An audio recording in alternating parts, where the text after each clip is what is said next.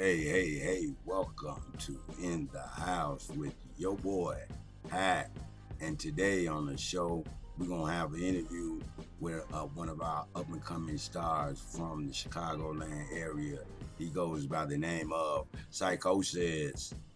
Ken, sir, I can hear you good and clear. Can you hear me clearly? Yeah, I can hear you, man. What's the word? All right, so you got a new project going on out here right now. Why don't you tell the listeners a little bit about it, what you got going on, and the many moves that you and your crew been making, greater than self, correct? Yes, sir. Great in itself entertainment. So again, I go by Sycosis. That's Sycosis. I spell it phonetically to try to make it a little easier. Plus, it look cool when you tag it. Um, my latest project is called Almost Cool Enough.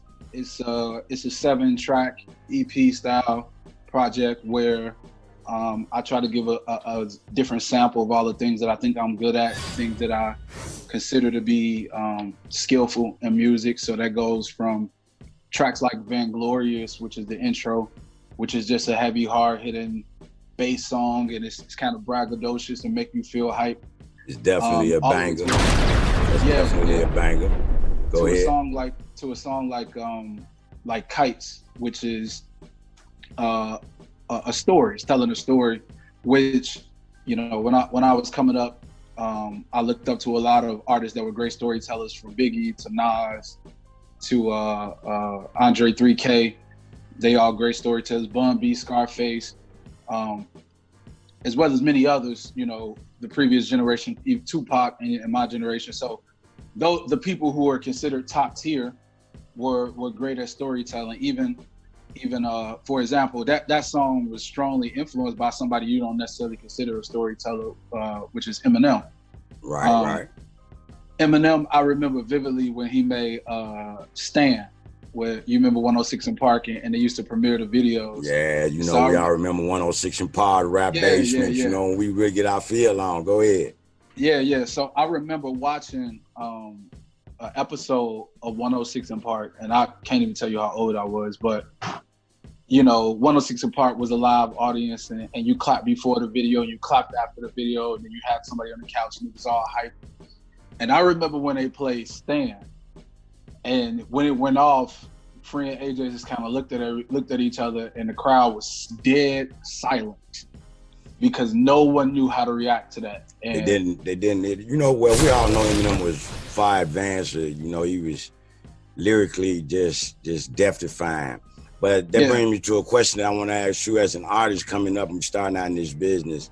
Where did you see yourself? How did you decide what direction you was going to go into musically?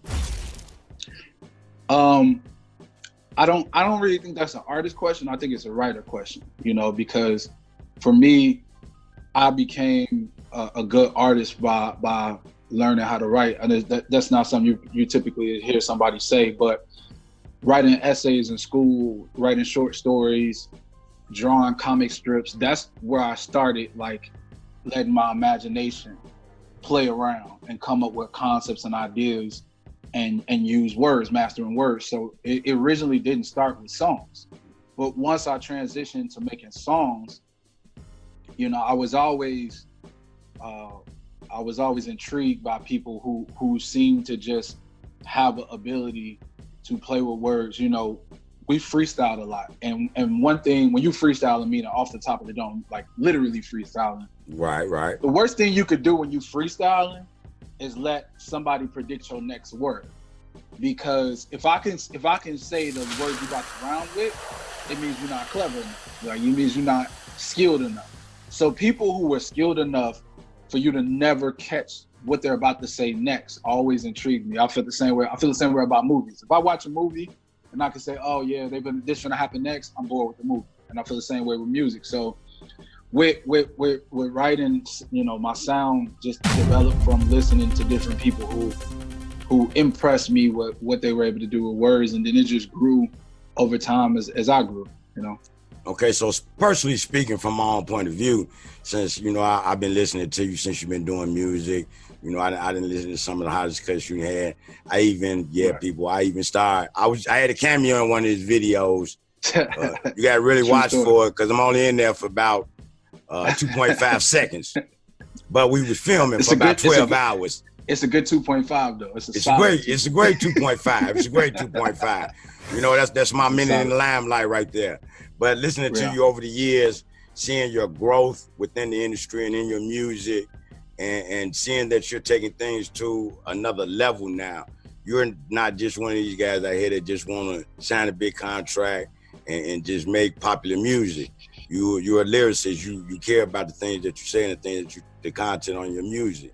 So with that being said, you guys have a video game now out, and you have some other project coming out real soon. Why don't you tell us a little bit about that? Yeah. So one of the things I figured out early on is that, you know, you kind of got a path you can choose, and for people who choose, it's all pop music. Let me say this: people have this like debate over what's hip hop, what's not. I think what is really important for everybody to understand is that everybody who's an artist works for the same major record labels. Doesn't matter if they sing country, blues, jazz, hip hop. If they're signed to Sony, Universal, Warner Brothers, and one of their subsidiaries, they're employees of those companies. And so everybody who works for them, their job is to reach Billboard Hot 100. And it took me a long time to realize that. All so right. With that being said, you have a choice of like whether or not you want to chase Billboard Hot 100 or whether or not you want to make something that you care about, or maybe you could do both. And me, I feel like I honestly do a combination of both. The only difference is my popular songs don't have a multi-billion-dollar company promoting. But I do have songs that are worldwide, which is how we got some of these placements. So there's a video game out right now called Drug Dealer Simulator, which is kind of like a stripped down version of Grand Theft Auto. And it's crazy that you would be, you know, your music would be advertised on a game like that because you're not that type of artist. But well, I think. See, this is the reason why I just said what I said. I think when it comes to thinking about what the music is and how it reaches the audience, I have to learn how to look at it different. I don't have any songs about selling drugs. However, when you talk about video games, when you talk about movies, films, projects like that, it's more about the mood, of whether or not your music fits the mood for what they're looking for. So there's parts of the game where, you know, there's a lot of, you know, tension. There's a lot, you know, something crazy is happening, some climatic is happening, and you'll hear Vanglorious playing because Vanglorious fits that mood, even though it's not about some drugs. Doesn't have to be. All right. So I've had placements in right now, like I said, Drug Dealer Simulator, which is out right now. There's a new film coming out featuring Kevin James. If you remember Paul Blart Mall Cop, the guy who plays Mall Cop, his name is Kevin James, which up until now all he's ever done is comedy. But this is his debut as a serious actor. So it might be his breakout in the way Jamie Foxx broke out in Ray, where people just didn't see that coming. Right. This is kind of his movie. It's a horror movie, actually, thriller suspense movie. So it comes out June 5th, and I'm really excited about that. I have a song in that movie called Nonstop. And then I got some other placements from Sunny Delight to Law and Order SVU to Chicago PD. Like we've been fortunate to make some moves. You're doing big things though, bro. You're doing big things, and that's great to see. I appreciate having you on the show. I hope you and your family are doing well during this epidemic that we suffering through. And everybody's blessed, fortunately, man. Speaking of that, I just want to say, salute to everybody who's fighting through. Me personally, sorry about that, I got a call. Me personally, I lost an uncle, man. One of my uncles is a bass player. His name is Roosevelt Johnson.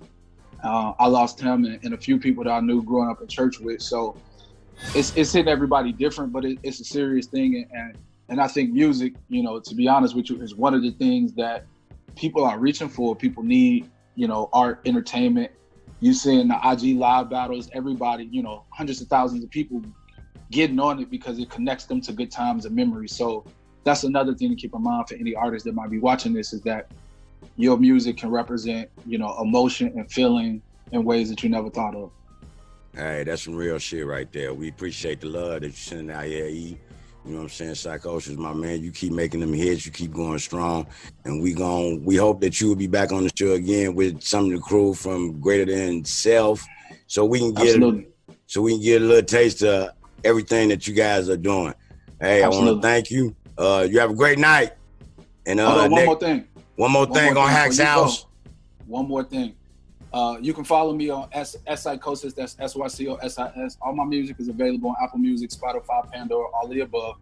And in addition to the Becky film coming out June 5th, check out Koreatown Hostel by Eldorado Jones, which is one of my brothers, which we'll have on the show eventually. Ooh, you got a lot going on, bro. We looking at you. We see you making moves. You making moves. That's how I play a dude. All right, now before we go on the show in Hack's House, is the question that we ask every guest that's going to be attending on the show that we're going to do interviews and talk to. Your top 5. Now, everybody automatically thinks that when we say your top 5 is your top 5 rappers, your top 5 R&B artists, or anything along the music genre. But here at Hack's House, we're going to switch it up a little bit. So today, Sycosis, we want your fans to know, what are your top 5 dinner meals? Dialogue? No, I'm just kidding. Top 5. Let's see. I'm going with fried catfish. That grandma used to cook up fried catfish, and you can't win with some fried catfish. And okay. Number 2, I'm going with pasta / spaghetti with Italian sausage done right. It's still a classic go-to move. You can't lose with that. All right. Number 3, I'm going with pizza. You can't do pizza wrong unless you like pizza from other cities outside Chicago. Then something might be Chi-Town is the best. Yeah, Chicago is real easy. After that, number 5. Ooh, no, we on 4. After that, I'm gonna have to go to another Chicago classic, which probably be Italian beef. If you never had Italian beef, you got me one today. Just got me one today out here in Vegas. They got a Chicago style joint out here, so I check them out every chance I get. Yeah, absolutely. So we got Italian beef, we got catfish, that's number we got spaghetti, we got pizza, we got. All right, so here's the last one. Man, this is really a tough question, man, because a lot of this stuff I try. It's a tough question. It's tough because a lot of these foods I try to eat a lot less. As you get older, that it don't come off you as easy as it used to. So I'm trying to really think it down. I'm gonna go with honestly, if I'm being 1,000% honest, I'm gonna go with a really dope salad. That would be a great meal, because although that sounds weird, you can throw, steak, you can throw chicken, you throw fish, and you could throw a salad in a million ways and a million toppings, which is not true of all foods that you won't. It ain't a whole lot of ways to do fried catfish. You right about that, because there's a whole lot of ways you can do a salad. You can do a chef salad, you can do a Caesar salad, you can do a chicken salad, and you can just do a garden salad. I try to do every combination, man. So that would literally probably be my number 5. Those ain't meals, but those my 5. All right. So that's Sycosis top 5 meals. Next time on Hack's House, we gonna do the same thing. Y'all keep it lame, and we gonna keep doing our thing. Thanks you, brother, for being on the show. Peace out and love to you. Love.